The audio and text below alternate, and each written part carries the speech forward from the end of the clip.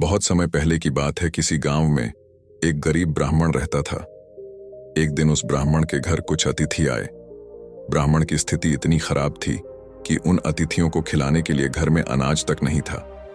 इस स्थिति को लेकर ही ब्राह्मण और उसकी पत्नी के बीच थोड़ी कहासुनी होने लगती है। ब्राह्मणी कहती है, तुम्हें पेट भरने योग्य अनाज कमाना भी नहीं आता है। इसी का नतीजा है कि आज घर में अतिथि आ खड़े हुए हैं और हमारे पास उन्हें खिलाने के लिए कुछ भी नहीं है। इस पर ब्राह्मण अपनी पत्नी से कहता है, कल कर्क संक्रांति है, मैं कल भिक्षा लेने के लिए दूसरे गांव जाऊंगा। वहां एक ब्राह्मण ने मुझे आमंत्रित किया है। वह सूर्यदेव की तृप्ति के लिए कुछ दान देना चाहता है। तब तक जो कुछ भी घर में है उसे आदर सत्कार के साथ अतिथियों के सामने रखो। ब्राह्मण की यह बात सुनकर ब्राह्मणी कहती है, तेरी पत्नी होकर मैंने कभी सुख नहीं भोगा है। न कभी खाने को मेवा मिष्ठान मिला, न ही ढंग के वस्त्र और आभूषण। आज तू कह रहा है कि जो भी घर में पड़ा हो वो अतिथियों के समक्ष रख दो। जब कुछ है ही नहीं तो मैं उनके सामने क्या रख दूं? पड़े हैं तो बस एक मुट्ठी तिल, तो क्या अतिथियों के सामने सूखे तिल रखना अच्छा लगेगा? पत्नी की यह बात सुनकर ब्राह्मण कहता है, ब्राह्मणी, तुम्हें ऐसा बिल्कुल भी नहीं कहना चाहिए। कारण यह है कि इच्छा के अनुसार किसी भी मनुष्य को धन की प्राप्ति नहीं होती है। जरूरी है तो पेट भरना, और पेट भरने योग्य अनाज तो मैं ले ही आता हूं। अधिक धन की चाहत अच्छी नहीं। ऐसी इच्छा का तुम्हें त्याग कर देना चाहिए। अधिक धन की इच्छा के चक्कर में मनुष्य के माथे पर शिखा बन जाती है। माथे पर शिखा वाली बात सुन ब्राह्मणी बड़े ही आश्चर्य से ब्राह्मण से पूछती हैं, अधिक धन की इच्छा में माथे पर शिखा हो जाती है? मैं कुछ समझी नहीं, जो भी कहना है खुलकर कहिए।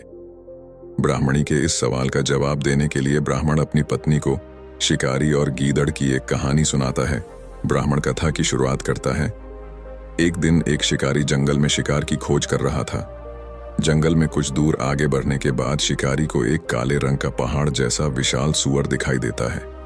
सूअर को देखते ही शिकारी अपना धनुष उठा लेता है और कमान खींचते हुए सूअर पर निशाना लगा देता है। कमान से निकला हुआ तीर तीव्र गति से सूअर को घायल कर देता है। घायल होने पर सूअर चिंघाड़ता हुआ शिकारी पर पलटवार कर देता है। सूअर के तीखे दांतों से शिकारी का पेट फट जाता है।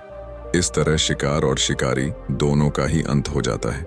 इसी बीच खाने की तलाश में भगता हुआ एक भूखा गीदड़ वहां से होकर गुजरता है जहां शिकारी और सूअर का शव पड़ा हुआ था।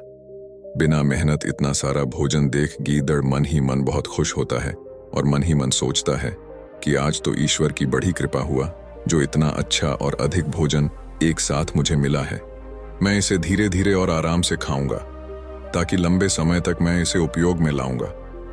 इस तरह मैं इस भोजन के साथ लंबे समय तक अपनी भूख को शांत रख पाऊंगा।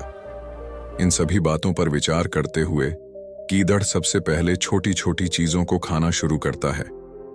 तभी उसे शिकारी के मृत शरीर के पास धनुष पड़ा दिखता है। गीदड़ के मन में पहले उसे ही खाने का विचार आता है और वह धनुष पर चढ़ी डोर को चबाने लगता है। गीदड़ के चबाने से धनुष पर चढ़ी डोर टूट जाती है और डोर के टूटने से धनुष का एक सिरा वेग के साथ गीदड़ के माथे को भेदता हुआ ऊपर निकल आता है।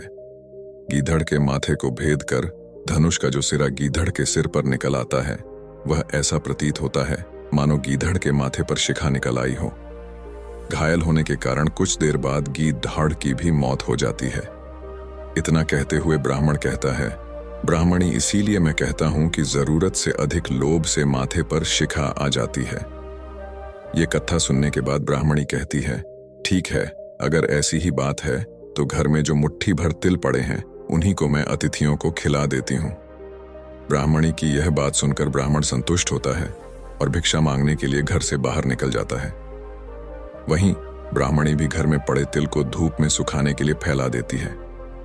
तभी कहीं से एक कुत्ता आ जाता है और उन साफ तिलों पर पेशाब कर देता है, जिससे सभी तिल खराब हो जाते हैं।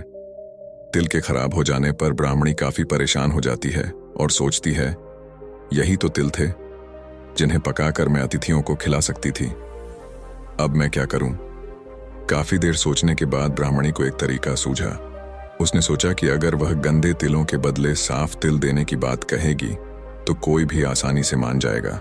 साथ ही किसी को भी इन तिलों के खराब होने की बात पता नहीं चलेगी। इस विचार के साथ वह उन तिलों को लेकर घर घर घूमने लगी।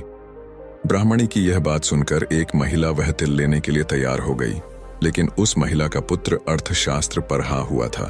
उसने अपनी माँ से कहा कि इन तिलों में जरूर कोई न कोई खोट होगी, वरना कौन साफ सुथरे तिलों को गंदे तिलों के बदले देने के लिए तैयार होगा। पुत्र की यह बात सुनकर महिला ने ब्राह्मणी के तिलों को लेने से मना कर दिया। कहानी से सीख, हमारे पास जो भी होता है हमें उसी में सुखी रहना चाहिए। किसी के पास ज्यादा चीज देखकर दुखी नहीं होना चाहिए।